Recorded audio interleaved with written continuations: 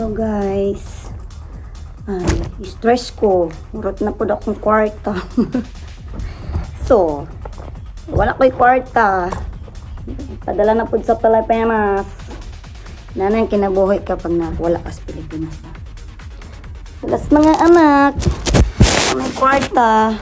So, i-treat na ako akong kagalingon. Pamassage ko. Kang nabilin sa ako, tamara pang pahilot. Magpahilot ko taman-taman. Kay, wanay laing wawart. Para ma-relax.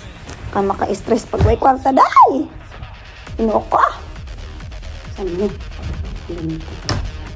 Kalo sa akong palalad. Kasi, kainit kayo sa gawas. Ako na. So, like, pina-update lang yung mga sa amin, tag-50. Ano lang birada. Pahilot ta guys. Kay pahilot ta mga bayot. Kay para mawala ang atong mga kumilig. Mawala ang atong mga panuhot.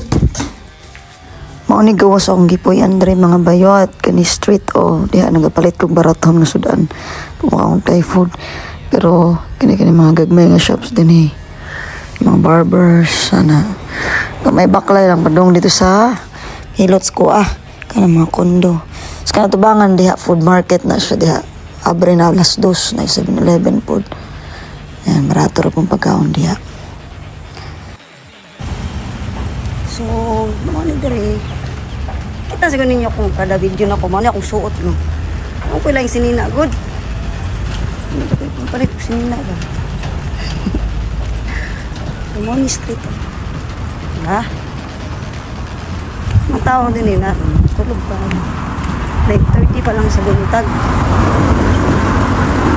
Balabuko niya kung ispa din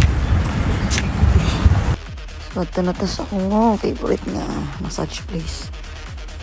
Rate na sa oil massage. Nanay combine na typhoid. Hindi to sila mahilot, pero ba? 300 baht lang.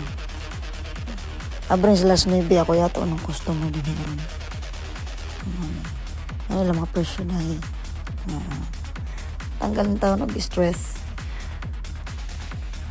Ako lagi una, daan pa ko. Hi guys!